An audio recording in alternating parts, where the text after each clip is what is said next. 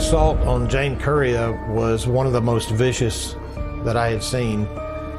And then seeing what had occurred with Jane's daughters and then what had happened to the little boys, it's hard to describe it. It was just completely shockingly evil that a person would do this. On July 31st, 2007, 47-year-old Jane Kuria and her family were attacked in their home in Powder Springs, Georgia. It was a vicious bludgeoning attack that left the victims unrecognizable. 3 people died that day, and the attacker clearly held some kind of anger in their heart for Jane and her family. It was the kind of rage that can only come from having a personal connection with someone. But could someone that knew the Kurias really have done something so evil? And if they could, why would they brutalize their loved ones? On the other hand, could this attack have been committed by someone else entirely? Perhaps some criminal element was involved, or maybe it was just a case of being in the wrong place at the wrong time. Today, we're going to unpack the tragedy that unfolded on that day in July and retrace the Kuria family steps to the moment they first entered the United States. Jane Kuria was born in Kenya, where she spent much of her life. However, she was the sort of person that couldn't tolerate injustices happening right before her eyes. The issue that she was perhaps most passionate about was female circumcision, often referred to as female genital mutilation, or FGM for short. In order to understand Jane's story, we must understand the cultural practice of FGM. There's no easy way to put it, no way to sugarcoat the sheer barbarity of it. Trigger warning for those that might not want to hear about it. Basically, FGM involves literally cutting off pieces of a woman's genitalia. Though it's sometimes called a circumcision, it's far more painful than male circumcision and is often performed without anesthesia or proper medical care. The physical pain is impossible to describe, but the psychological toll is perhaps even greater.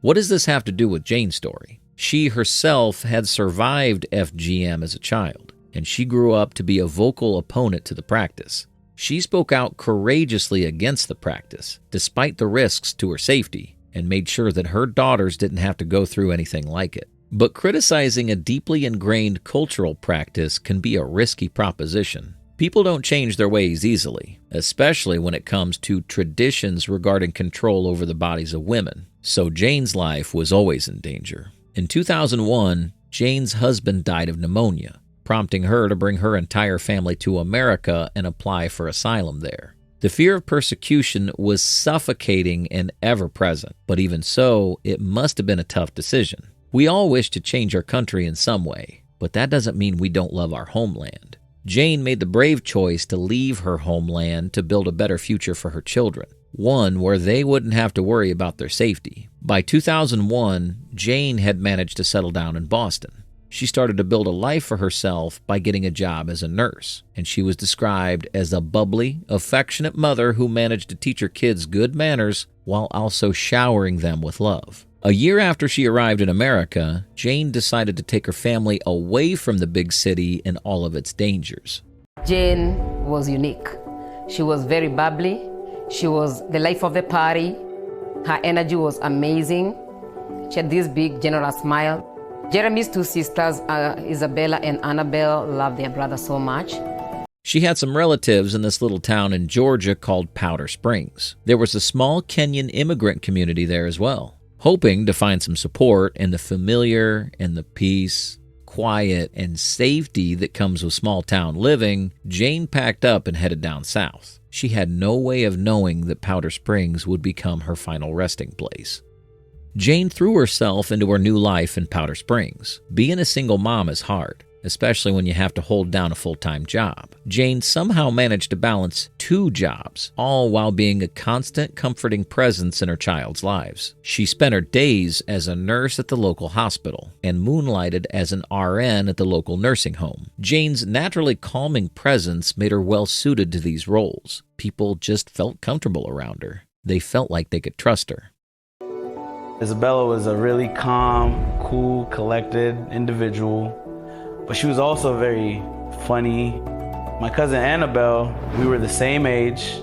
Because she came to this country before I did, I like to say that she was the one that gave me a quick orientation of the U.S. Her daughters, Isabel and Annabelle, took after her in many ways. Isabel was 19 years old at the time of the incident and had just come back from her first year of college in Chattanooga. She had her whole life ahead of her, a life that was made possible by her mother's brave decision to come to America and start from scratch. 16-year-old Annabelle was, in many ways, the town's darling. She volunteered at church, babysat the neighborhood kids, and was a great student at McEachern High School by all accounts. She was also a great older sister to Jeremy, the baby of the family, who was 7 years old at the time of the incident. The fact that Annabelle's mother was right there with her at church every Sunday just goes to show what an absolute powerhouse Jane was. 2 jobs, 3 kids, and regular church attendance. It's a miracle she found time to eat or sleep. What this shows was that Jane was a woman of discipline. She was fiercely independent and was the living embodiment of the American dream. But she still needed support from time to time. Luckily, Powder Springs was the sort of place where she found a proper community to lean on. There were her fellow churchgoers, of course, but Jane also needed someone to confide in. One of the members of the congregation, Patrick, also happened to live close by and developed a close bond with Jane.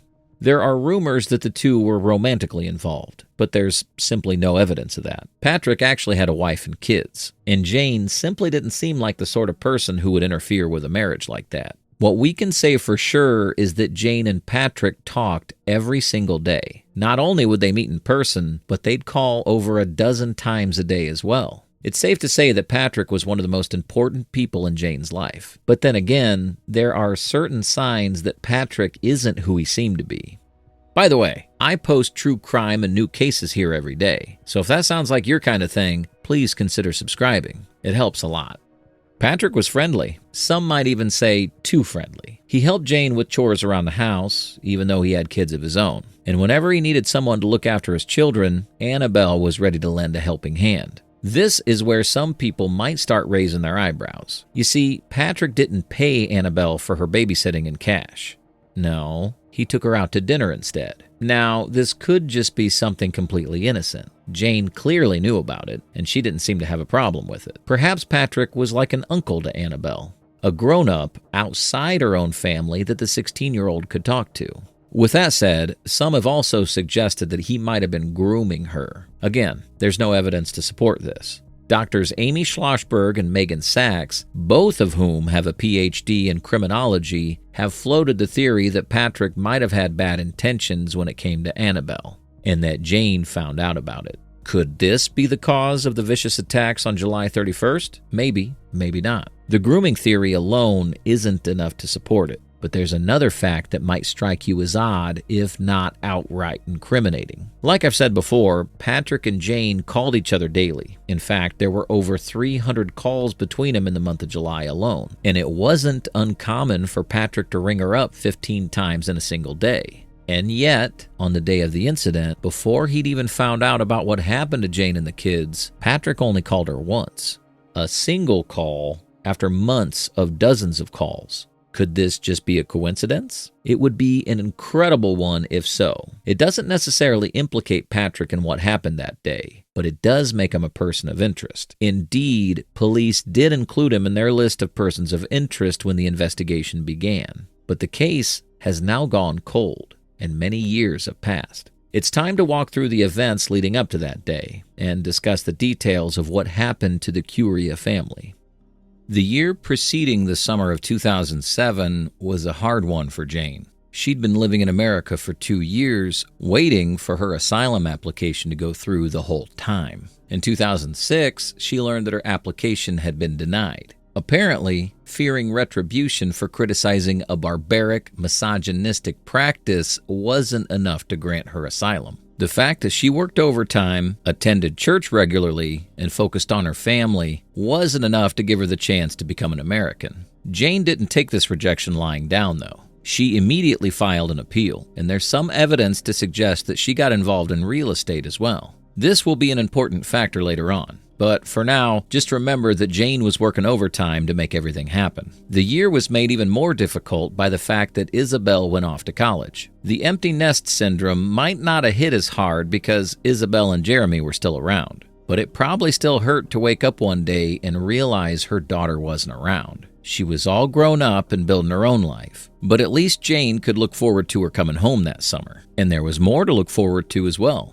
Jane had just gotten word that her sister-in-law, Pauline Thande, would be visiting America that summer. Her son Peter, affectionately called PK, would be visiting as well, which was an exciting prospect for Jeremy, since he'd get the chance to play with someone his own age. The stage was set for a summer of rest and relaxation, which makes the events of July 31st all the more tragic. On July 29th, Pauline dropped PK off at Jane's place for a sleepover with Jeremy. The kids spent the day playing outside before finally settling in for the night. It was a perfectly normal day. Pauline had no reason to suspect that PK would be in danger. Later investigation revealed that around 3 a.m., an attack occurred at the Kuria residence. Whoever committed the attack was probably familiar to Jane because police found no signs of forced entry. What happened next was one of the most vicious attacks that those investigators had ever seen. Jane had been bludgeoned to death in the kitchen. The sheer ferocity of the attack made it seem like she was the primary victim, and that the kids in the house were only attacked after they were awoken by the noise. Isabel came running down the stairs to find out what was happening, while Annabelle lingered in the doorway to her bedroom waiting for her sister to give an update. Isabel managed to make it to the front of the stairs before she too was attacked and beaten to death. The assailant then climbed up to the bedroom where he found Annabelle and attacked her as well, leaving her dead in the hallway. It's likely that Jeremy and PK were in bed this whole time. They may have been frozen with fear, or perhaps they just thought that this was something for the grown-ups to deal with. Either way, this unidentified assailant entered the bedroom where they were sleeping and struck them multiple times as well. I could tell the item that was used as a weapon was at least 12 or 15 inches long, something that was not very large in diameter. The injuries also showed that at least one end of this tool that was used as a weapon was forked. After the deed was done, the assailant cleaned up the scene of the crime and left. No one in the vicinity had any idea what had just happened. On July 31st, Pauline tried calling Jane to see if she could come pick PK up. The call was not answered, but Pauline had no reason to think anything was wrong. She sends her son Owen to check up on the Kurias, and he arrives to find both Jane and Isabel's cars in the driveway. Assuming this meant they were safe and sound, Owen headed back home. However, Pauline started getting worried on the 1st of August. It had now been days since Jane had gotten back to her. This just wasn't like her. Jane was a responsible person, and she'd make sure to call Pauline back to let her know that PK was safe, if nothing else. Starting to panic, she asks her niece, Diana, to accompany her to the Kuria residence. When they arrive, they find that the front door is locked. The assailant clearly didn't leave through the front, but there was a sliding glass door at the back, and Diana decided to use it to gain entry. She couldn't believe what she saw. Originally from Kenya, Jane Kuria moved to Georgia in 2002 with her 3 children, following the death of her husband the year before. Noticed the sliding door was still slightly open. I opened the sliding door, I pushed the blinds, and it was total darkness. And as I went to go put my foot into the door, that's when I saw a pool of blood on the floor. Diana is in a state of shock. All she can do is call out to Pauline to stay outside, while she herself exits the home and calls the police. Officers arrive a few minutes later, and they start to cordon off the scene of the crime. The good news was that Jeremy and PK were still alive. However, Jane, Isabel, and Annabelle had all died in the brutal attack. Police now had to search for a killer that had committed this act of evil so efficiently that they'd left behind no trace. The first person of interest was, of course, Patrick. As soon as the lead detective checked phone records, he saw that Patrick hadn't called Jane in the past 2 days, which was a major shift in his routine. When he was asked about this unusual behavior, he couldn't explain why he hadn't called. He had no way of knowing Jane was dead prior to August 1st, unless he'd been involved in some way. Not long after, another suspicious detail came to light. Jane had apparently lent Patrick $5,000, and though he freely admitted to the loan and said that she wasn't pressuring him to pay her back, this definitely created probable cause. Patrick raised further suspicions when he effectively tried to derail the investigation by claiming that organized criminals from Kenya might somehow be involved, specifically the Mungiki gang. Patrick told me that Jane had shared with him that her husband was murdered by the Mungiki gang in Kenya years earlier.